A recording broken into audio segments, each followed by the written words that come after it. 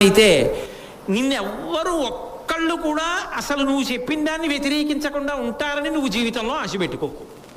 నువ్వు ఏది చేసినా, ఎంత గొప్పగా చేసినా, ఒక్కడైనా చేశాడు లేదు అనేవాడు గుర్తుపెట్టుకో తప్ప. నీ మనసులో ముందు ఓ కోరిక రానివ్వకు. అందరూ ఆమోదిస్తారు అనుకోకు, అది పేరాశ. అలా జరగలేదని నువ్వు కానీ చాలా బాధపడిపోతే రక్తపోటు నీకొస్తుంది తప్ప సమాజానికి రాదు. నువ్వు చెయ్యవలసింది నువ్వు చేస్తున్నావా లేదా అంతవరకే. కర్తవ్యం దైవమాహ్నికం. నీ కర్తవ్యమేమో నువ్వు తెలుసుకుని ఆ కర్తవ్యాన్ని నువ్వు చేసుకెళ్ళిపోతున్నావా? నువ్వు చేసే కర్తవ్యం ఎవరి ప్రీతి కొరకు అంటే ఈశ్వర ప్రీతి కొరకు, అంతే చాలు. ఇది బాగుందన్న వాడికి సంతోషం లేదు, ఇది బాగులేదన్నాడని కుద్దిపోయింది లేదు. రెండు విషయాలు విను, రెండూ వదిలిపెట్టు. రెండింటినీ ఉమామహేశ్వర పరబ్రహ్మార్పణమస్తు. ఇది విన్నప్పుడు ఈ సమర్థత నిలబడేటట్టుగా నువ్వే అనుగ్రహించాను.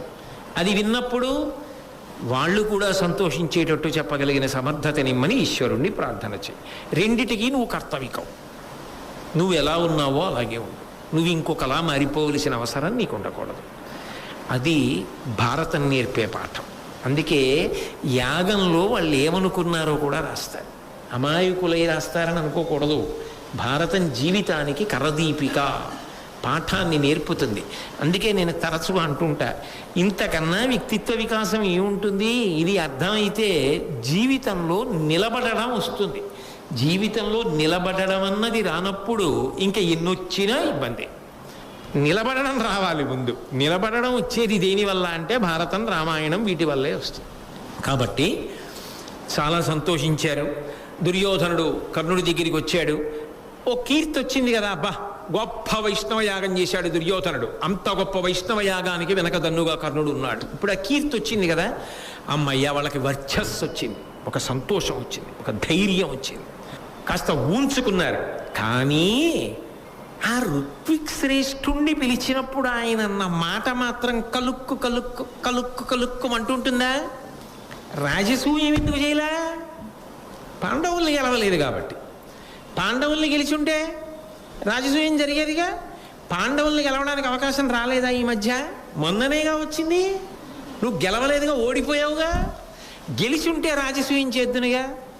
దుర్యోధనుడు చాలా బాగా జరిగింది కర్ణ అని ఇద్దరే ఉన్నప్పుడు అంటే కర్ణుడికి మాత్రం కలుక్కుమంటుందా? అందా? అసలు నా మిత్రుడు కోరుకున్నది ఏమిటి? రాజసూయం. ఎందుకు జరగల? నా వల్లే జరగల. అంటే ఆ కోణంలో నువ్వు ఆలోచించినంత కాలం నీకు వర్చస్సు రాదు. నీ కర్తవ్యాన్ని నువ్వు జీర్ణం చేసుకున్నాడు, నీ వర్చస్సు నిలబడుతుంది. కాబట్టి కలుక్కుమంది కర్ణుడికి. ఏమైనా చెప్పు కానీ దుర్యోధన, నువ్వు కోరుకున్నది ఏమిటి? రాజసూయం. చేసిందేమిటి? వైష్ణవయాగం. దేనివల్ల? పాండవుల్ని గెలవలేదు కాబట్టి అని ఆయనే చెప్పాడా? ఎందుకు గెలవలేకపోయావు? నన్ను నమ్ముకున్నావు అర్జునుడు నేను గెలుస్తానని. నేనేం చేయలేకపోయాను కదా. నేను గంధర్వుల్ని ఓడించకపోతే అర్జునుడు కదా ఓడించాడు. అవకాశం చేజారిపోయిందిగా. అందుకని మళ్ళీ ప్రతిజ్ఞ చేశాడు. ఇది దుర్యోధనుడి మనసులో ఉండకూడదు. ఇది మనసులో ఉందనుకోండి, ఈ ముళ్ళు ఒకటి ఉందనుకోండి దుర్యోధనుడి మనసులో, ఏమో యుద్ధం వైపుకి అడుగేస్తాడో వేయడో రేపు పొద్దున్న. మనం వైష్ణవయాగం వరకే ఆగిపోయాంగా కర్ణ అన్నాడు అనుకోండి. అయితేనే ఇప్పుడు గెలిచి రాజసూయం చేద్దాంగా అన్నాడు అనుకోండి కర్ణుడు. అప్పుడు గంధర్వుల్ని మనం గెలవలేదుగా, అర్జునుడు కదా గెలిచింది అన్నాడు అనుకోండి. అప్పుడు కర్ణుడికి యుద్ధం వచ్చే అవకాశం ఏది? దేవతా కార్యం ఎలా నెరవేరుతుంది? కర్ణుడు పనిముట్టు కావాలిగా. అందుకని దుర్యోధనుడి మనస్సులో ఆ శంక తీయాలి. ఇత పూర్వం చేయలేదేమిటి ప్రతిజ్ఞ? అర్జునుడిని చంపేస్తానని చేశాడు. కానీ ఈ సందర్భంలో ఇదిగో ఈ ఒక్కటి ఉండకూడదు. రాజసూయం చెయ్యడానికి పాండవులు అడ్డమై వైష్ణవం చేశాడు, వైష్ణవయాగం చేశాడు. కానీ రాజసూయం పాండవులే చేశారు, ధర్మరాజు గారే చేశాడు అన్న బాధ ఉండకూడదు. నువ్వు రాజసూయం చేస్తావు, నేనే చేయిస్తా. అది జరగాలంటే ఏం జరగాలి? పాండవులు మరణించాలి. పాండవులు మరణించాలంటే ధర్మరాజుని నకులుని సహదేవుణ్ణి వదిలేయబోయ్. అసలు వదిలేయకూడదు ధర్మరాజు గారిని. ఎందుకో తెలుసా? ఆయన ధర్మమే మిగిలిన నలుగురికి శ్రీరామ రక్ష. కానీ వాళ్ళ దృష్టిలో ఏమిటంటే భీమార్జునులే బలవంతులు. భీముణ్ణి నేను చంపేస్తాను అంటాడు దుర్యోధనుడు, అర్జునుణ్ణి కర్ణుడు చంపేస్తానంటాడు. కాబట్టి భీముడి విషయంలో నువ్వు ఎలాగో ఉన్నావు అనుకో, అర్జునుడి విషయంలోనే కదా నీకు ఇంకా బెంగ. మిగిలిన ముగ్గురిది ఏముందయ్యా, వాళ్ళెంతసేపు వాళ్ళని ఎలా అయినా పడగొట్టేస్తాం. ఇంకా అర్జునుడి విషయంలోనే కదా నేను మళ్ళీ ప్రతిజ్ఞ చేస్తున్నాను, అది ఎమ్మెయినగునోయని మదిలో వగవంగవలదు. అసలు ఆ రాజసూయం మనం చేయగలమా? పాండవుల్ని గెలవగలమా? అర్జునుడిని పడగొట్టగలమా అని మనసులో శంక పెట్టుకోకు దుర్యోధన. అఘవతనూజున్ కథనంబున సంపక. వాళ్ళ 13 ఏళ్ల అరణ్యవాసం అజ్ఞాతవాసం పూర్తయిన తర్వాత 14వ సంవత్సరంలో యుద్ధం జరిగి తీరుతుంది. మీరు ఒకటి ఆలోచించండి, అలా 14వ ఏట యుద్ధం జరుగుతుంది, 14వ ఏట యుద్ధం జరుగుతుంది అన్న మాటలో అంతర్లీనంగా వాళ్ళు అజ్ఞాతవాసం చేసినప్పుడు మనం కనిపెట్టలేమన్న విషయం ఉందా లేదా? అసలు అందులోనే ఓ అమంగళం ఉందా? అంటే వాళ్ళ 5గురు అజ్ఞాతవాసం చేసినా మనం కనిపెట్టలేం, ద్రౌపదీదేవి కూడా వాళ్ళతో ఉన్నా కనిపెట్టలేం. ఎందుకు కనిపెట్టలేవు అంటే వాళ్ళని ధర్మం కాపాడుతూ ఉంటుంది, కృష్ణుడు కాపాడుతూ ఉంటాడు. అందుకని వాళ్ళు ఏ వేషం కట్టినా మనకి తెలియదు వాళ్ళు పాండవులని. చంటి పిల్లాడి చెప్పేస్తాడు వాడు భీముడని, మనం చెప్పలేం. ఎందుకు చెప్పలేమంటే మన కళ్ళకి పొరలు కమ్ముతాయి. ఎందుకు కమ్ముతాయంటే ఈశ్వరానుగ్రహం వాడిది, ఈశ్వర ప్రతికూలత మనది. అప్పుడు యుద్ధంలో ఎలా గెలుస్తావు? అక్కడ గెలిచేస్తాం. అది మూర్ఖత్వం అంటే. ఇక్కడ వరకు ఒప్పుకున్నది అక్కడ ఎందుకు ఒప్పుకో? అక్కడ ఒప్పేసుకుంటే భారత యుద్ధం ఎలా జరుగుతుంది? భారత యుద్ధం జరగకపోతే ధర్మ ప్రతిష్టాపన ఎలా జరుగుతుంది? అందుకని ఆ మూర్ఖత్వం అలా ఉండిపోయింది అంతే. కాబట్టి ఒక రకంగా మూర్ఖత్వమే భారత యుద్ధమునకు ప్రాతిపదిక. కర్ణుడు లేని భారతం లేదు అనడానికి కారణం అదే. కాబట్టి మళ్ళీ ప్రతిజ్ఞ చేసి అఘవతనూజుం కథనంబున సంపక ఏ పద నఖ ధావన మొనర్ప పార్థివ ముఖ్య. నేను పాదములు కడుక్కున్నప్పుడు పాదముల యొక్క వేళ్ల గోళ్ళు కడుక్కోను. గోళ్ళు కడుక్కోను అనేటటువంటిది ఆచారకాండకి సంబంధించినటువంటి సిద్ధాంతం. కాళ్ళన్నీ కడగనప్పుడు బొటన వేలుతో గోళ్ళు కడిగినా కాళ్ళు కడిగినట్టే లెక్క. అందుకే కొన్ని సందర్భాల్లో పాదములు కడగనప్పుడు ఏం చేస్తారంటే శన్నో దేవి అభిష్టయాపో భవంతు పీతయే వంటి మంత్రాలతో బొటన వేలుతో గోళ్ళు కడుగుతారు. గోళ్ళు కడిగితే పాదాలు కడిగినట్టే. నేను గోళ్ళు కడగను అన్న మాటకు అర్థం ఏమిటంటే కాళ్ళు కడగను అన్నంత ప్రతిజ్ఞ. అంటే అర్జునుణ్ణి చంపి తీరుతాను. కాబట్టి ఇప్పుడు ఈ మాట ఎప్పుడైతే కర్ణుడు అన్నాడో, మరి కర్ణుడి శపథం నెరవేరాలా వద్దా? కర్ణుడి శపథం నెరవేరాలంటే దుర్యోధనుడు యుద్ధానికి వెళ్ళాలా వద్దా? 2. అర్జునుడు చచ్చిపోతాడన్న విషయంలో ఏ విధమైన నమ్మకం, అనుమానం లేకుండా, అపనమ్మకం పెట్టుకోకుండా నమ్మకంతో ఉండడానికి అవకాశం ఎక్కడ ఏర్పడుతుంది? కర్ణుడు 2 మాటలు ప్రతిజ్ఞ చేశాడు కాబట్టి దుర్యోధనుడికి మళ్ళీ గొప్ప నమ్మకం కలగడానికి అప్పుడు నువ్వు రాజసూయం చేద్దుగానే. అప్పుడు ధర్మరాజు రాజసూయమే చేశాడు. ఇప్పుడు నువ్వు రాజసూయం వైష్ణవని 2 చేసిన వాడివి అవుతావు. నీతో చేయించి తీరుతాను. నన్ను అడిగావు, చేయించలేకపోవడం అన్నమాట ఉండదు. ఒకప్పుడు అర్జునుడిని పడగొడతాను, పాండవులందరూ వెళ్ళిపోతారు, అప్పుడు నీతో రాజసూయం చేయిస్తాను అని మళ్ళీ ప్రతిజ్ఞ చేశాడు. అయితే ఈ ప్రతిజ్ఞలన్నీ కూడా ధర్మరాజు గారికి తెలిసాయి. ఆరణ్య పర్వంలో ఆయన అరణ్యవాసంలో ఉండగా తెలిసాయి. యథార్థంగా చెప్పాలంటే ఆయన బెంగబెట్టుకున్నాడు. నిష్పక్షపాతంగా చెప్పాలి అంటే ఆయన బెంగబెట్టుకున్నాడు. ఆయన చెప్పాడు కూడా. యుద్ధ ప్రారంభ సమయమునందు యుద్ధం జరుగుతున్నప్పుడు ఆయన బెంగబెట్టుకున్నాడు. నేను కర్ణుడి గురించి నిద్రలేని రాత్రులు ఎన్నో గడిపాను అని చెప్పాడు. ఎందుకో చెప్పనా, అది పిరికితనమా అని మీరు ఒక ప్రశ్న అడిగితే ఒక మాట చెప్పవలసి ఉంటుంది. ఎప్పుడూ కూడా పరమశత్రువైనా కూడా ఆయన యొక్క బలాన్ని స్తుతించడం యువతల వాడికి గొప్పతనం అవుతుంది. ఎందుకనంటే మీరు ఒకటి ఆలోచించండి, ప్రతి వ్యక్తిలో ఏదో ఒక మంచి గుణం ఉంటుంది. అసలు ఈ వ్యక్తి యందు ఏ మంచి గుణము లేదన్నవాడు లోకమునందు ఉండడు. ఏదో ఒక మంచి గుణం ఉండి తీరుతుంది.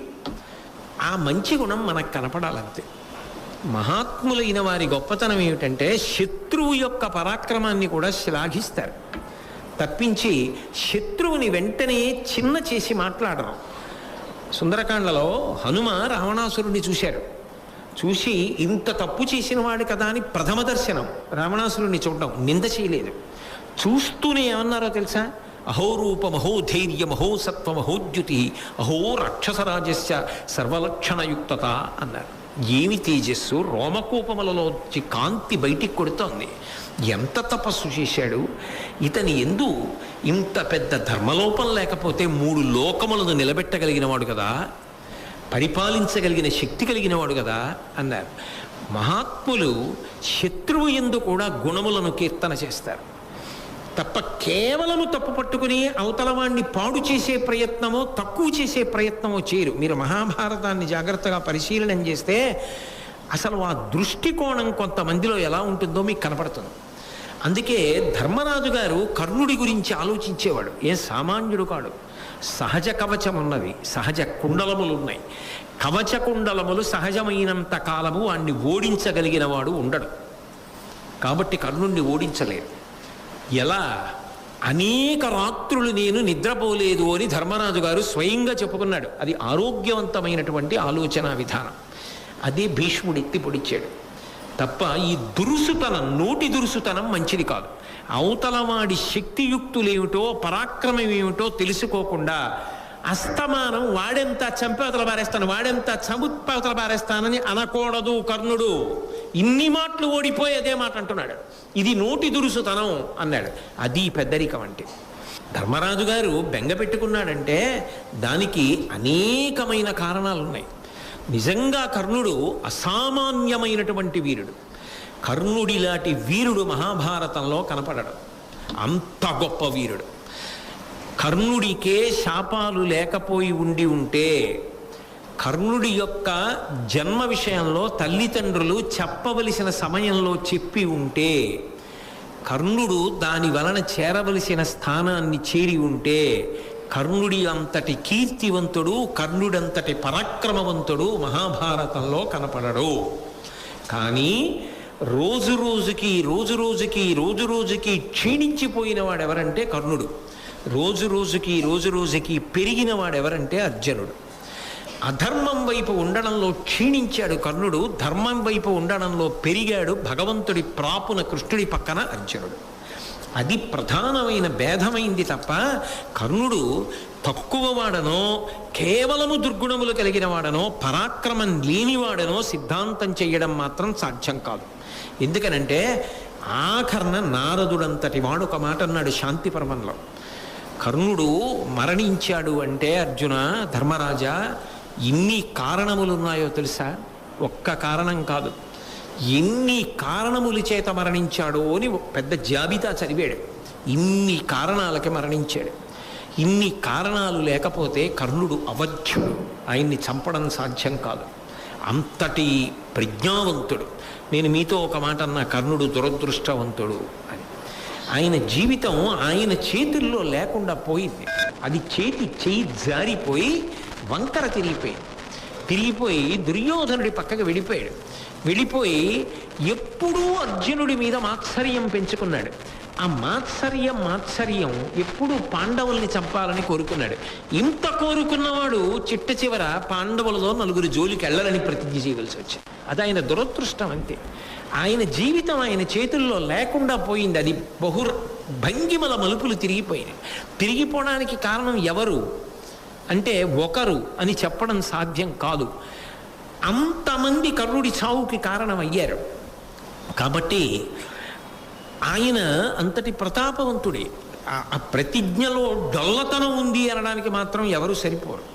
ఆ ప్రతిజ్ఞ చెయ్యడానికి తగినటువంటి వాడే. కానీ ఆ తరువాతి కాలంలో కర్ణుడు వరుసగా ఎలా క్షీణించిపోయాడు అన్నది నేను ప్రత్యేకంగా దాన్ని ఒక ప్రసంగం కింద నేను మీకు ఈ మహాభారతంలో కర్ణుడు అన్న దగ్గరే చూపిస్తాను.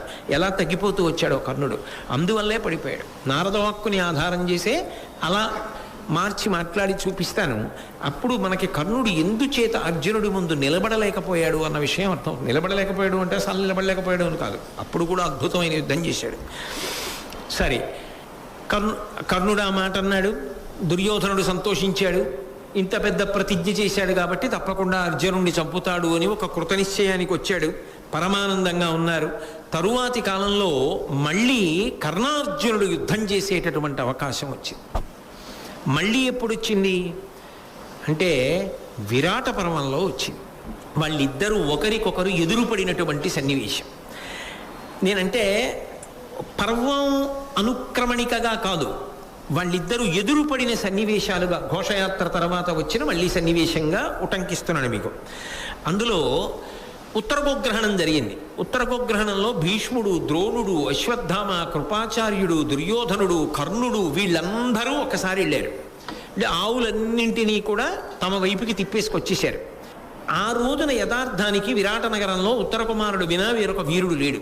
కాబట్టి అసలు ఆవుల్ని మళ్లించగలిగిన వాడు లేడు. వాళ్ళు గుండెల మీద చెయ్యేసుకుని ఉన్నారు. అనుకోని రీతిలో ఉత్తర కుమారుడికి సారథ్యం చేస్తూ బృహన్నల అర్జునుడు వచ్చాడు. ఉత్తర కుమారుడు భయపడిపోతే రథాన్ని వెనక్కి తీసుకెళ్ళి ఆ వృక్షం మించి, శమీ వృక్షం మించి పాండవుల యొక్క ఆయుధాలన్నీ కిందకి దింపి అర్జునుడు గాంధీవాన్ని చేత పట్టుకుని బృహన్నల వేషాన్ని విడిచిపెట్టేసి అర్జునుడైపోయి, అంటే శాపకాలం అయిపోయింది, అర్జునుడైపోయి యుద్ధానికి వచ్చాడు. ఎప్పుడైతే అర్జునుడు శంఖాన్ని పూరించాడో ద్రోణాచార్యుల వారు కనిపెట్టాడు వస్తున్నవాడు అర్జునుడని. గురువుకి శిష్యవాత్సల్యం ఉంటుంది కదా సహజంగా. ఆ శిష్యుడు వచ్చేస్తున్నాడన్న ఆనందంలో అర్జునుడిని పొగుడుతూ మాట్లాడాడు. ఆ పొగుడుతో మాట్లాడినప్పుడు కర్ణుడికి ఇచ్చగించలేదు. వచ్చేడివాడు ఫల్గునుడు కాననవశ్యము గెలుతు మనంగరాదు అంటాడు. వచ్చేడివాడు ఫల్గునుడు కాబట్టి ఆయన్ని గెలుస్తామన్న మాట అంత తేలిక కాదు. పైగా ఆకలితో ఉన్న సింహం గుహలోంచి బయటకు వచ్చినప్పుడు ఎలా ఉంటుందో పగబట్టి ఎప్పుడెప్పుడు బాణాలేద్దామని 13 ఏళ్ల తర్వాత వస్తున్న అర్జునుడిని ఢీకొట్టి ఎదురు నిలవడం సామాన్యం కాదని పరమానందంతో మాట్లాడాడు ద్రోణాచార్యుడు. మాట్లాడితే ఎక్కడ లేని కోపం కర్ణుడికి వచ్చేస్తుంది సహజంగా అని ఊరుకోలేదు. ఒకవేళ నిజంగా వస్తున్నది అర్జునుడే అయితే, ఎందుకనంటే శంఖం వినబడుతోంది, ఆ శంఖధ్వని ఖచ్చితంగా అర్జునుడిదే, పాంచజన్యాన్ని పూరిస్తున్నాడు. అయినప్పుడు వస్తున్నవాడు అర్జునుడైతే అవతల వైపు అర్జునుడు ఒక్కడే అయి ఉండవచ్చుగాక. అది అర్జునుడని తెలిసిన తర్వాత అసలు మన వైపు యుద్ధానికి వెళ్ళగలిగిన వాడు ఇంకొకడు ఉన్నాడని నేను అనుకోవట్లేదు అన్నాడు. ఆ ఆవుల మందలను ఖచ్చితంగా మళ్ళించి తీసుకెళ్ళిపోతాడు అర్జునుడు, అందులో సందేహం ఏమీ లేదు అని ఇంకొక మాట అన్నాడు. పరాక్రమంలో ఈ మధ్యకాలంలో పరమశివుణ్ణి మెప్పించాడు కదా అన్నాడు. మరి కిరాతార్జునీయం జరిగిందిగా, అందులో అర్జునుడినే మెప్పించాడుగా. కాబట్టి అటువంటి అర్జునుడితో ఎవరు యుద్ధం చేయగలరు అన్నాడు. కస్సం అన్నాడు కర్ణుడు. పెద్దలు వారు మాట్లాడిన మాటకు ఒక విలువ ఉంటుంది, మనం అలా అధిక్షేపించచ్చా, అలా మాట్లాడచ్చా, ఇదే వద్దు, ఈ నోటి దురుసుతనం వద్దు అని భీష్ముడు 1కి 10 మార్లు చెప్పాడు. ఎందుకనంటే సమయా సందర్భములు అని కొన్ని ఉంటాయి. కొన్ని సందర్భాల్లో నోరు చాలా అదుపులో పెట్టుకుని ఉండాలి. ఇప్పుడు ఎవ్వరూ లేరు గదిలో, మనమే కూర్చున్నాం, అప్పుడు మీరు ఏది మాట్లాడండి, ఇబ్బంది లేదు, ఏమి ఇబ్బంది లేదు. ఎందుకని అంటే అది మన వాళ్ళు అనుకున్న వాళ్ళం కూర్చొని ఉన్నాం, దానికి నియమాలు నిబంధనలు అవేమి ఉండవు, అది మనసు విప్పి మాట్లాడుకోవడానికి అనువైనటువంటి వాతావరణం. కానీ మనం నలుగురం అంటే సాధారణంగా మన నలుగురం అంటాం కదా, 5 లేదా 100 మంది కౌరవులు కలిసి యుద్ధానికి వెళ్ళారు. అవతల నుంచి శత్రువు వస్తున్నాడు. అప్పుడు వీళ్ళల్లో వీళ్ళు మనసులు చిన్నబుచ్చుకొని భేదాభిప్రాయాలు వచ్చేటట్టు మాట్లాడకూడదు. అలా వీళ్ళల్లో వీళ్ళకే భేదాభిప్రాయాలు వచ్చాయనుకోండి, అవతల వాడు ఇరుకున పడినప్పుడు ఇవతల వాడు రక్షించాడు. ఇప్పటిదాకా నన్ను చిన్నబుచ్చాడుగా పన్నయి తెలుస్తుందని ఊరుకుంటాడు. అప్పుడు శత్రువుకు అప్పచెప్తారు ఆహారం కింద. అందుకని అస్సలు డొల్లతనం ఏర్పడేటటువంటి ప్రశ్న తేకూడదు. మీరు చూడండి, యాపిల్ పండు నవనవలాడుతూ ఎర్రగా చింత నిప్పులా ఉంటుంది. మీరు అంత బాగుంది కదా అని యాపిల్ పండును కోశారనుకోండి, లోపల నల్లగా ఉంటుంది. ఏమిటి ఇంత నల్లగా ఉందని మీరు కోస్తూ చూశారనుకోండి, ఎక్కడో కన్నంలో పురుగు ఉంటుంది. ఆ పురుగు ఎక్కడి నుంచి వచ్చిందో తెలుసా మీకు? యాపిల్ పండు పైనుంచి చూస్తే ఇంత పురుగు ఎలా వెళ్ళింది అనుకుంటాం. సూది పెట్టినంత కన్నా ఉంటుంది, అందులోంచి వెళ్ళింది ముందు లోపలికి. అది ఏం చేసిందంటే లోపల ఉన్నటువంటి పండు గుజ్జు తిని అక్కడే మలమూత్రములు విసర్జన చేస్తూ తాను పెరుగుతూ పండును పాడు చేసింది. ఆ పండు కోశాక ఇది మనం తినడానికి పనికిరాదు అని అర్థమవుతుంది. లోపలికి క్రిమి వెళ్ళడానికి పండు అవకాశం ఇచ్చింది, పండు పాడైపోయింది. అందరం కలిసి చెయ్యవలసిన పనిలో ఒకరినొకరు విమర్శించుకోవడం మొట్టమొదట మానేయాలి. అసలు అలా ఒకరినొకరు విమర్శించుకునేటటువంటి స్థితి ప్రారంభమైందనుకోండి, వాళ్ళు తాము ఎవరిని రక్షిద్దామనుకుంటున్నారో వాళ్ళని రక్షించలేరు, గెలవలేరు, చెయ్యవలసిన పని చెయ్యలేరు సరికదా, చాలా పెద్ద అప్రతిష్ట తెచ్చుకుంటారు. అదే జరుగుతుంది. అవతల అర్జునుడు వచ్చేస్తున్నాడు అని చెప్తుంటే, నిజంగా అర్జునుడు వస్తుంటే అప్పుడు ద్రోణాచార్యులు వారిని నింద చేసి, భీష్మాచార్యులు వారిని నింద చేసి, కృపాచార్యులు వారిని నింద చేస్తే పెద్దాళ్ళందరూ పక్కకు పోయారు అనుకోండి. అయితే నువ్వే యుద్ధం అన్నారనుకోండి, నిజంగా కర్ణుడు నిలబడతాడా అర్జునుడు ఒక్కడితో? సాధ్యమా? నిలబడలేడు అనడానికి పెద్ద ఉదాహరణ ఏమిటో తెలుసా? గోవుల విషయం. ధర్మం ఎక్కడుంటుందో గోవులు అక్కడ ఉంటాయి. 2, భీష్మాచార్యుల వారు విరాట పర్వంలో ఒక మాట చెప్పాడు. ధర్మరాజు గారు ఉన్నాడు అని గుర్తు ఎందుకు పట్టచ్చో తెలుసా? ధర్మరాజు గారు ఉన్న చోట గో సంపద బాగా ఎక్కువగా ఉంటుంది. ధర్మరాజుకి గోవుకి ఒక అవినాభావ సంబంధం. ధర్మరాజు ఎక్కడ ఉన్నాడో గోవులు అక్కడ ఉంటాయి, అక్కడే విజయం సాధింపబడుతుంది. ధర్మరాజు విరాట నగరంలో విరాటరాజు గారి దగ్గర ఉంటే ఆవుల్ని ధర్మరాజు గారికి దూరంగా హస్తినాపురానికి తరలించుకుపోవడం ఎలా సాధ్యమవుతుంది? వాటిని రక్షించడానికే ధర్మరాజు యుద్ధానికి వెళ్ళాడు. కంకుభట్టు అన్న పేరుతోటే వెళ్ళాడు. అయినప్పుడు ఖచ్చితంగా వచ్చేవాడే గెలుస్తాడు ఆ సందర్భంలో. అయినప్పుడు తొందరపడి ఎందుకు మాట్లాడతావు? భీష్మద్రోణాదులను ఉద్దేశించి ఊరుకోవాలి కదా, సమయ సందర్భములు పాటించాలి కదా. అర్జునుడిని మరి ద్రోణుడు ఎందుకు పోవడాలి అంటారేమో. పరాక్రమవంతుడైన వాడు శత్రువైనా ఆయనలో పరాక్రమాన్ని స్తోత్రం చేయడం తప్పులేదు. ఇందాక నేను హనుమ రావణాసురుడిని మెచ్చుకున్నారని చెప్పలా? అదేమిటండి, హనుమంతుడి వారు రావణాసురుడిని మెచ్చుకోవడం ఏమిటండి? సీతమ్మని ఎత్తుకుపోయిన వాడు కదా, అలా అనొచ్చా? రాముడికి కోపం రాదా అని ఇలా వేళ్ళు విరుస్తానంటే నీ వేళ్ళు విరుగుతాయి. హనుమకేం తక్కువతనం కాదు అది. శత్రువులో పరాక్రమమైన మెచ్చుకున్నవాడెవరో వాడు ఉదారుడు, అందున శిష్యుడు అనడు మరి ద్రోణుడు. దానికి అంత పొడి చేసుకోవలసిన అవసరం ఏముంది? Don't read issues in between the lines అంటారు. ఇదో అన్ని విషయాల్ని కూడా హ్రస్వదృష్టితో పరిశీలనం చెయ్యకూడదు. కాబట్టి వెంటనే కర్ణుడు అన్నాడు, పాండవ పక్షపాతమున పల్కుదు నోరికి వచ్చినట్లు నిన్నుండన రామి చేసి ఇది ఒప్పునే, కౌరవసేనకెల్ల నొక్కండవ మీటివి, ఈ బలము గర్వము కుందుగనిట్లు శత్రుదోశ్చండిమ కొహటించి నిజంబునకు నరుడింత ఎక్కుడే.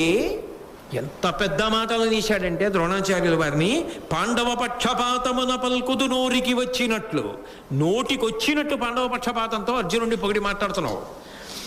నిన్నుండమరామి చేసి ఇది ఒప్పునే. ఏమనంటే ఏమంటావు? నిన్నెవరు ఏమనకూడదు. ఎందుకని? మాకు పాఠం చెప్పావు కాబట్టి, గురువుగారు కాబట్టి. నువ్వు మాకు పాఠం చెప్పావు కాబట్టి నువ్వు ఏం మాట్లాడినా మేమేం మాట్లాడకూడదు. నువ్వు మాత్రం శత్రువుల్ని పొగిడి మాట్లాడుతుంటావు. ఏమనంటే గురువుగారిని నిర్దేశించి మాట్లాడడం ఏంటి? గురువుగారికి ఎదురు తిరిగి మాట్లాడడం ఏంటి? ఇదో మాట. అసలు నువ్వు ఇలా మాట్లాడచ్చా? శత్రువులు మాట్లాడతావు, పొగుడుతావేంటి యుద్ధం జరిగే ముందు? ఇది ఒప్పునే, కౌరవసేనకెల్ల ఒక్కండవ మేటివి. ఇటు పెద్ద నువ్వు ఒక్కడివేనా వీరుడివి? నువ్వు లేకపోతే యుద్ధం జరగదా? నిజంగా అర్జునుడే వచ్చాడనుకో, నువ్వు లేకపోతే యుద్ధం చేసి అర్జునుడిని గెలవలేమా? ఏడు పెద్ద ఎవరున్నారట ఏటి? నీకు నువ్వు యుద్ధం చేయలేరనుకుంటే నువ్వు తప్పుకో, మేము యుద్ధం చేస్తాం. ఎంతంత పెద్ద మాటలు అలా అనొచ్చా? ద్రోణుడి మనసు ఎంత చిన్నబుచ్చుకుంటుంది? ద్రోణుడి మనసు చిన్నబుచ్చుకుంటే అశ్వత్థామ మనసు ఎంత చిన్నబుచ్చుకుంటుంది కొడుకుది. పాఠం చెప్పిన ద్రోణాచార్యుడికి గౌరవం లేకపోతే అంతకు ముందు పాఠం చెప్పిన కృపాచార్యుల వారికి ఏం గౌరవం ఉంటుంది? వీళ్ళకే గౌరవం లేనప్పుడు భీష్మాచార్యుల వారికి ఏముంటుంది? అక్కడ అదే జరిగింది. ద్రోణుణ్ణి ఇలా అవమానించగానే అశ్వత్థామ అవమానింపబడ్డాడు, ఆయనకి అసహ్యం వేసింది. కృపాచార్యుడు అవమానింపబడ్డాడు. ఇవన్నీ ఎందుకు వచ్చాయి? నోటి దురుసొద్దు అని భీష్ముడు చెప్పాడా చెప్పలేదా? ఎన్ని ఇబ్బందులు తీసుకొస్తోంది. ఎందుకు ఆ మాటలు? మాట్లాడద్దు అని భీష్ముడు చెప్పాడా? వెర్రి నవ్వు నవ్వి వెళ్ళిపోయావా? మార్చుకున్నది లేదా? మరి కట్టి కొడపదు. కాబట్టి నిన్నుండవరామి చేసి ఇది ఒప్పునే, కౌరవసేనకెల్ల నొక్కండవ మీటివి. నువ్వు ఒక్కడివే గొప్పవాడివా? ఈ బలము గర్వము కుందుగనిట్లు శత్రు దోశ్చండిమ కోహటించితి, నిజంబునకు నరుడింత ఎక్కుడే. అర్జునుడే వస్తే అంత గొప్పవాడా? నేను లేనా యువతల? నేనొక్కడిని చాలు అర్జునుడిని పడగొట్టేయడానికి. ఇప్పుడు పెద్ద అర్జునుడు వచ్చేస్తున్నాడు అని అంత పెద్ద కంగారు పడిపోయి అలా మాట్లాడతామే. అతడు వచ్చినేని అస్మచ్చిలీముఖ పాత చలిత హృదయ పద్ము చేసి వెగడుపరిచి యోధవీరులకెల్లా ఉత్సవమునర్తూ బహుదర్పమొప్ప. నిజంగా అర్జునుడు వచ్చాడనుకో, నువ్వెందుకు ద్రోణాచార్య పక్కకెళ్ళు, నా వాడి బాణములు ప్రయోగించి అర్జునుడి యొక్క హృదయ పద్మము చిన్నాభిన్నమయ్యేటట్టుగా కొట్టేస్తాను. భయపడి పారిపోతాడు యుద్ధభూమిలోంచి. ఈ చుట్టూ ఉన్న వీరులు ఉన్నారే, అబ్బా కర్ణుడు రా వీరుడంటే అని పొగిడేటట్టు యుద్ధం చేస్తాను. చేస్తే చెయ్యి, లేకపోతే వెళ్ళిపో, అంతేకాని అర్జునుడిని పొగిడి మాట్లాడకు అన్నాడు. సరే, అశ్వత్థామ కోపం వచ్చింది. ఆ తర్వాత కృపాచార్యుడికి కోపం వచ్చింది. ఆ తర్వాత భీష్మాచార్యుడు బాధపడ్డాడు. ఇంతమంది బాధపడ్డారు. దుర్యోధనుడు అన్నాడు, అది కాదు కర్ణ, ఒక్క విషయం ఆలోచించు, ఒకవేళ నిజంగా వచ్చినవాడు అర్జునుడు అనుకో, అంతకన్నా అదృష్టమే ఉంది. అజ్ఞాతవాసం పూర్తవకుండా వచ్చేస్తున్నాడు. అంత అమాయకులు వాళ్ళు. అజ్ఞాతవాసం పూర్తవకుండా వచ్చేస్తున్నాడు కాబట్టి మనమే గెలిచేసాం. మళ్ళీ అరణ్యవాసం అజ్ఞాతవాసానికి పోతారు. ఆ వచ్చినవాడు అర్జునుడు కాడనుకో, నీ దాకా ఎందుకు, నే సరిపోను, పడగొట్టేసి ఆవులట్టుకు పోతాం, ఎలా అయినా విజయం మందే. అసలు ఇంకా అంత అతిశయంలో ఉన్నవాడిని ఎవడండి కాపాడగలడు ప్రపంచంలో? ఎలా అయినా విజయం. భీష్ముడు వెంటనే చెప్పాడు, వాళ్ళంత అమాయకులు కాదయా, అధిక మాసాలతో అయిపోయింది వాళ్ళది. అయినా కర్ణుడు వదల్లా.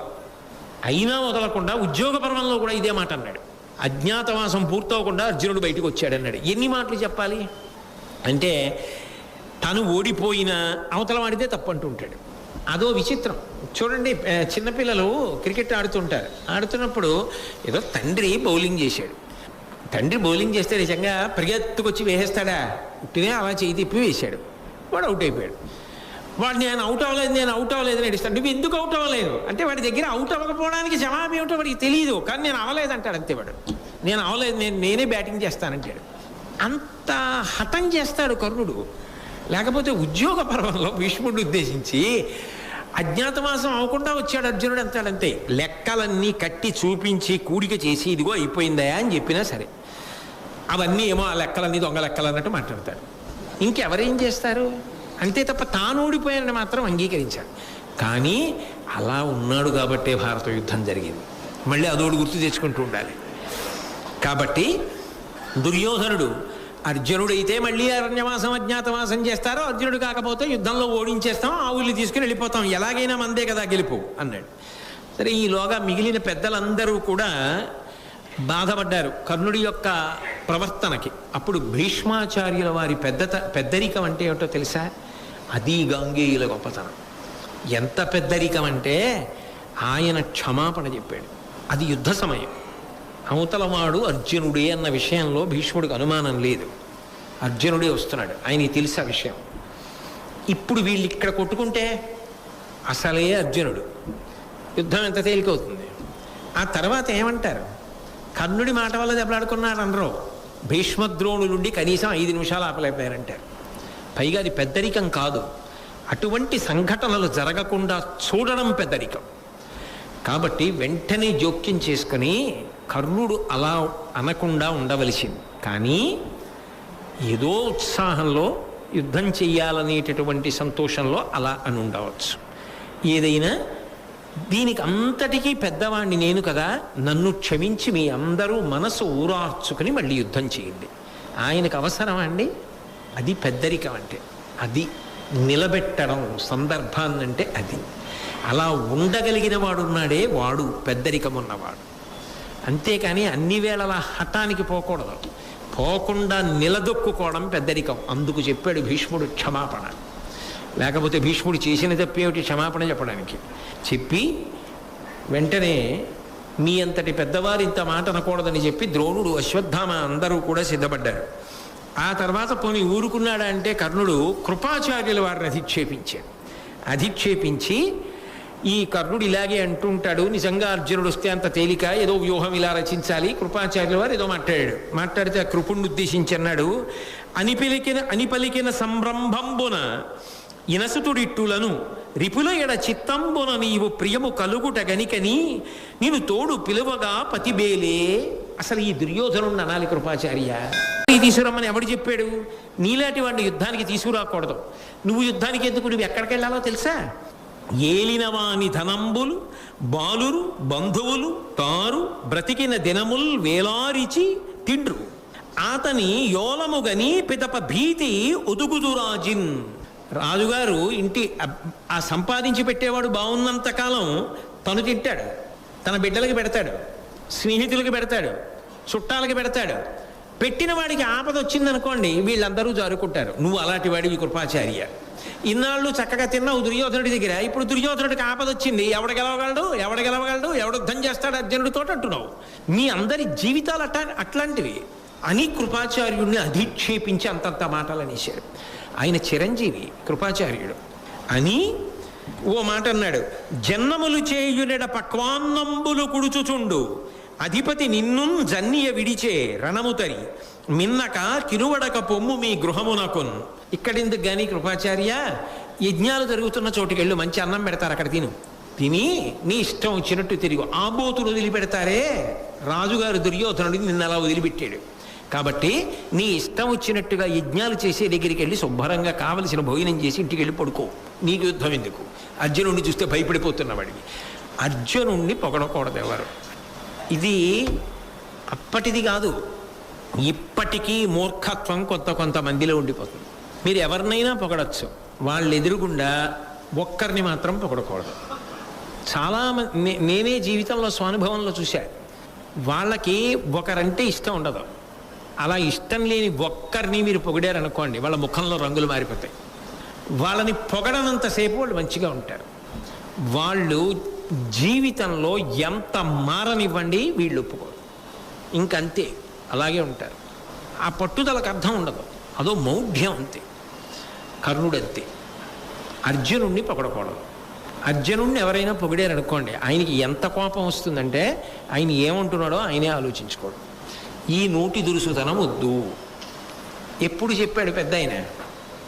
ఎప్పుడో చెప్పాడు, ఘోషయాత్ర నుంచి తిరిగి వచ్చినప్పుడు చెప్పాడు. ఎక్కిందా తలకి, నవ్వి వెళ్ళిపోయారు. ఇప్పటికీ అదే ధోరణి. వస్తున్నవాడు అర్జునుడు. ఇది వీళ్ళ గొడవలు. ఇంకేం గెలుస్తారు? ఇంట్లో ఇన్ని గొడవలు ఉంటే ఎంత బలవంతులైతే మాత్రం వచ్చేవాడిని గెలవగలిగిన వాడెవరు అని ఏను విల్లొందుకొనిన ఈరేడు భువనములను వడకు నా అలగు బాహు బలము తలపక పలికితి పార్థుడనగా ఎంతవాడు ఒక్క రధికునకింత ఏలా.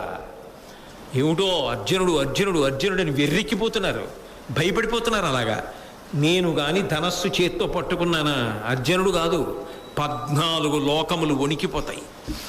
వణికిపోవడం కాదు, అసలు పార్థుడు అంటే అర్జునుడు ఏమిటి గొప్ప? కేవలం ఒక రధికుడు. అతన్ని పెద్ద లెక్క పెట్టడం ఏమిటి? అంత భయం ఏమిటి మీకు? ఈ మాటలు దుర్యోధనుడు బాగుంటాయేమో, మిగిలిన వాళ్ళకి బాగుంటాయా? బాగుండవు.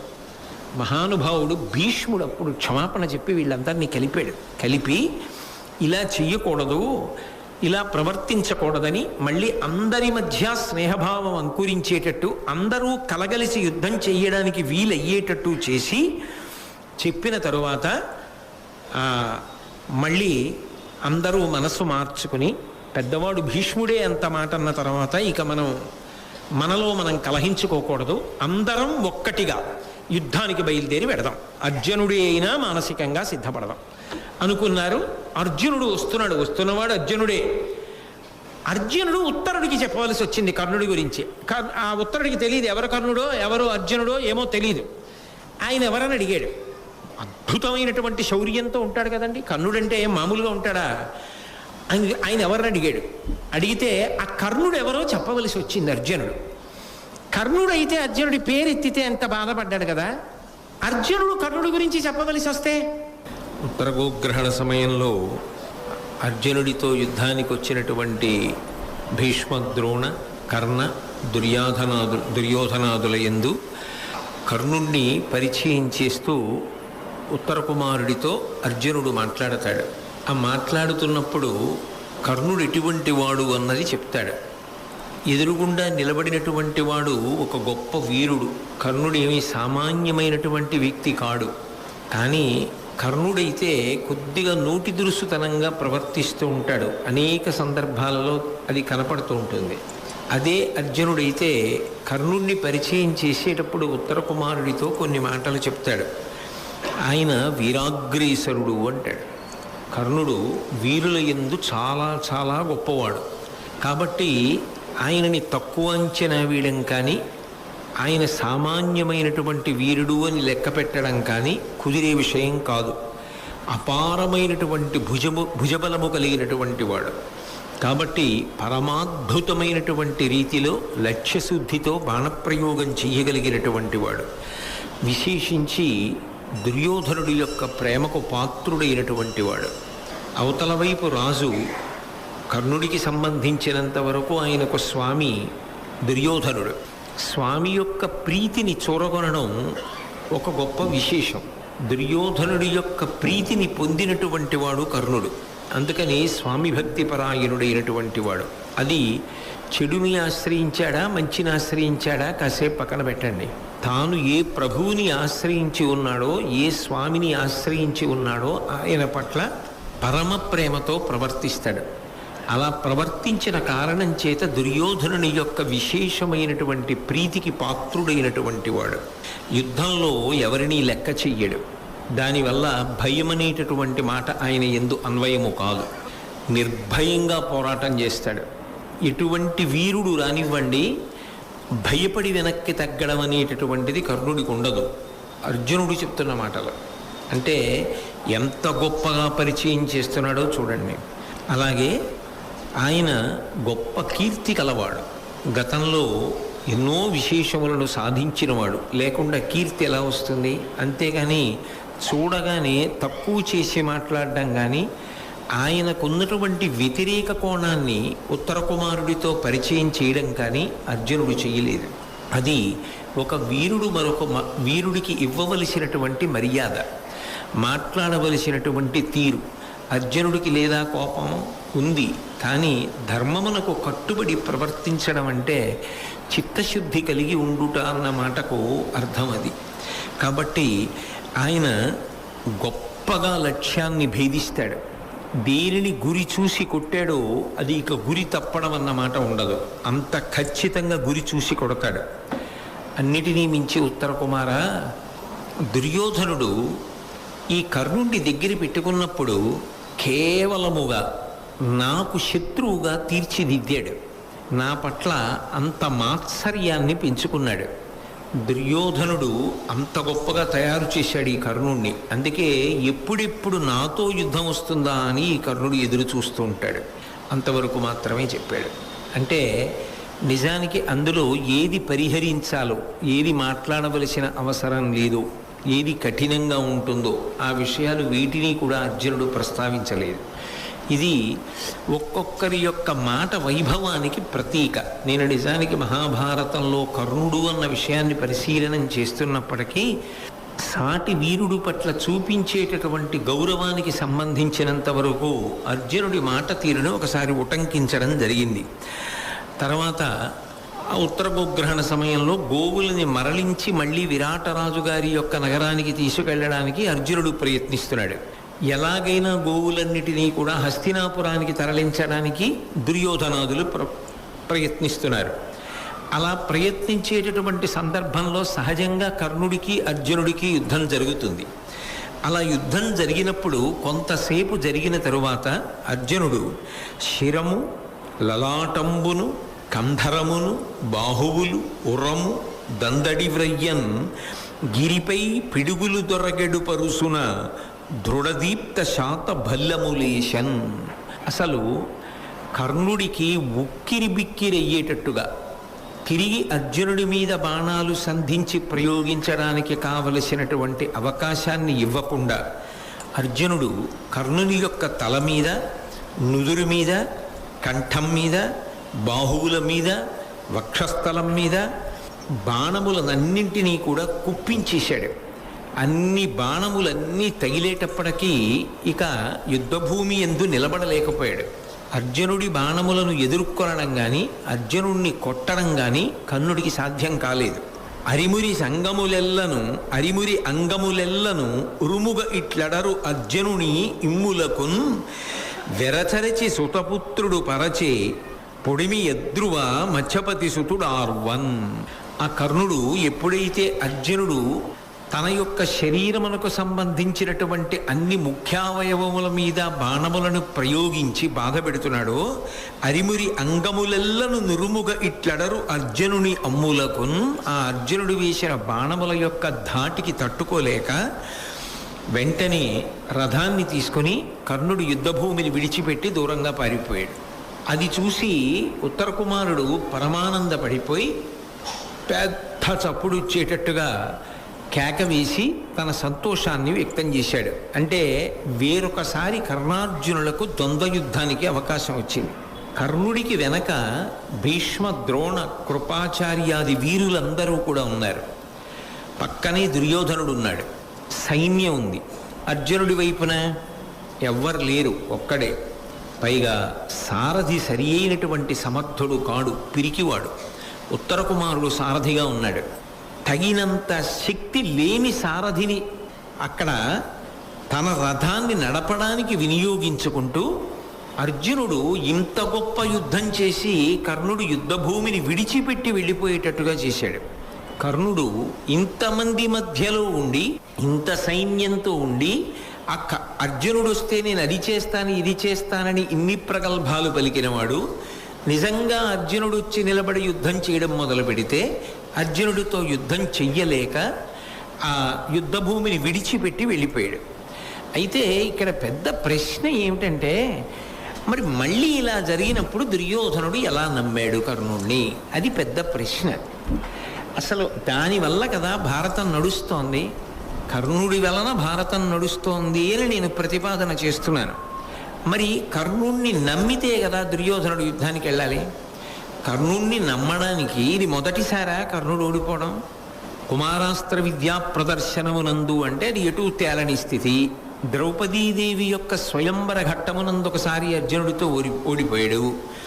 రెండవసారి ఘోషయాత్రలో పరోక్షంగా ఓడిపోయాడు. తాను ఏ గంధర్వులని నిగ్రహించలేకపోయాడో వాళ్ళని అర్జునుడు నిగ్రహించాడు. కాబట్టి అక్కడ కూడా అర్జునుడితో తాను సమానుడు అన్న విషయాన్ని నిరూపించుకోలేకపోయాడు. ఇప్పుడు ప్రత్యక్షంగా మళ్ళీ అర్జునుడితో యుద్ధం వచ్చింది. ఎప్పుడో కురుక్షేత్ర సంగ్రామ భూమి వరకు ఆగవలసిన అవసరం లేకుండా ఇలా అజ్ఞాతవాసం పూర్తయిపోగానే తాజాగా అలా యుద్ధం వచ్చేసింది. అది కూడా ఒక్క అర్జునుడే వచ్చాడు. ఒక్క అర్జునుణ్ణి చంపుతానని 2 మాటలు ప్రతిజ్ఞ చేసి ఉన్నాడు కర్ణుడు కదూ. 2 మాటలు ప్రతిజ్ఞ చేసి ఉన్నవాడికి అవకాశం వచ్చినప్పుడు నిలబెట్టుకోలేకపోయాడు, అర్జునుణ్ణి పడగొట్టలేకపోయాడు. అయినా మరి దుర్యోధనుడు ఎందుకు నమ్మాడు? ఎందుకు వెళ్ళాడు యుద్ధానికి? అప్పుడైనా కనీసం అనుమానం రావాలి. అంత అమాయకుడేం కాదు కదా ఆ దుర్యోధనుడు. ఇదేమిటి ఇన్ని మాటలు ఓడిపోతున్నాడు కదా, ఇతన్ని నమ్మి మనం ఎలా యుద్ధానికి ఎడతాము అన్న అనుమానం రావాలి కదా. మరి దుర్యోధనుడికి ఎందుకు రాలేదు అంటే నా ప్రశ్నలోనే ఉందా జవాబు. రాదు. ఎందుకు రాదు? ఎందుకు రాదు? భీష్ముడు అక్కడే ఉన్నాడుగా. మరి భీష్ముడు ఏం చేశాడు అర్జునుణ్ణి? ద్రోణుడు అక్కడే ఉన్నాడుగా. ద్రోణుడు ఏం చేశాడు అర్జునుణ్ణి? కృపాచార్యుడు అక్కడే ఉన్నాడుగా. ఏం చేశాడు అర్జునుణ్ణి? అశ్వత్థామ ఉన్నాడుగా. ఏం చేశాడు అర్జునుణ్ణి? వీళ్ళెవ్వరూ ఏం చేయలేదుగా, తాను ఏం చేయలేదుగా. వీళ్ళెవ్వరూ ఏం చేయనప్పుడు కర్ణుడు ఒక్కడే చేయలేదన్న నెపం పెట్టడం ఎలా సాధ్యం అవుతుంది దుర్యోధనుడికి? అదో అదృష్టం అంతే అర్జునుడిది. ఒక్కడే వచ్చి ఇంతమందిని మభ్యపెట్టాడు, సమ్మోహనాస్త్రం వేసి వెళ్ళిపోయాడు. కాబట్టి తప్పుకున్నాడు. అది పూర్తి స్థాయి యుద్ధం అయితే ఏమో ఎలా ఉండేదో. పైగా యుద్ధానికి ముందు జగడం వచ్చింది యువతల పైకి. నిన్న మీరు విన్నారుగా, భీష్మద్రోణాదులు కూడా గెలిచారని చెప్పడానికి అక్కడ అవకాశం లేదుగా. అంటే దాని అర్థం భీష్మద్రోణాదులు అర్జునుడిని గెలవలేరనే. భీష్మద్రోణాదులు వీరులు కారు, అశ్వత్థామ వీరుడు గారు. మరి కర్ణుడు ఒక్కడికే ఎలా అన్వయం చేస్తాడు దుర్యోధనుడు? నువ్వు ఒక్కడివి అర్జునుడిని ఎందుకు ఓడించలేదని ఎందుకు అడుగుతాడు? కర్ణుడు అని ఉండవచ్చుగాక, కానీ నువ్వు ఒక్కడివి ఎందుకు ఓడించలేదు అని అడగడానికి మరి నువ్వేం చేసావు, భీష్ముడు ఏం చేశాడు, ద్రోణుడు ఏం చేశాడు, వీళ్ళందరూ ఏం చేశారని అడిగితే ఏం చెప్పాలి జవాబు? అందుకని దాన్ని ఒక దైవ ఘటనగా భావించాడు అంతే దుర్యోధనుడు. ఇంతమంది ఉన్న ఒక్కడే ఆవులను వరల్చుకుపోయాడు అంటే ఇందులో ఏదో మన వ్యూహంలో తేడా ఉంది. మనం సమగ్రమైన ఆలోచనతో లేము ఆ యుద్ధంలో. అప్పటికి దుర్యోధనుడికి ఆలోచన విధానంలో ఉన్న లక్షణం ఏమిటంటే వాళ్ళ అరణ్యవాస అజ్ఞాతవాసాలు పూర్తవలేదన్న లెక్కలో ఉన్నాడు. కాబట్టి ఖచ్చితంగా అర్జునుడు రాడు అని మనం మానసికంగా స్థిరపడి ఉన్నాం. అలా ఉండగా అర్జునుడు వచ్చాడు. అలా ఉండగా అర్జునుడు రావడంలో ఏమైందంటే, మనం అర్జునుడు వచ్చేసాడా, మరి అజ్ఞాతవాసం ఏమైనట్టు అన్న ఆలోచన చేసే లోపల ఆవుల్ని వరల్చిపోయాడు సన్మోహనాస్త్రం వేసి. ఇది యుద్ధం, అర్జునుడే వస్తున్నాడు, మనం కూడా అర్జునుడితో చేస్తాం అని సిద్ధపడి ఉంటే అర్జునుడు గెలిచేవాళ్ళం. భీష్ముడు లేడా, ద్రోణుడు లేడా, అశ్వత్థామ లేడా, కర్ణుడు లేడా, దుర్యోధనుడు లేడా, మిగిలిన వాళ్ళు లేరా? ఇంతమందిని ఒక్క అర్జునుడు ఎలా ఓడించేస్తాడు? అసంభవం. కాబట్టి ఒక్క కర్ణుడిని తప్పు పట్టవలసిన అవసరం లేదు, ఆ సందర్భం అటువంటిది అని నమ్మేశాడంతే.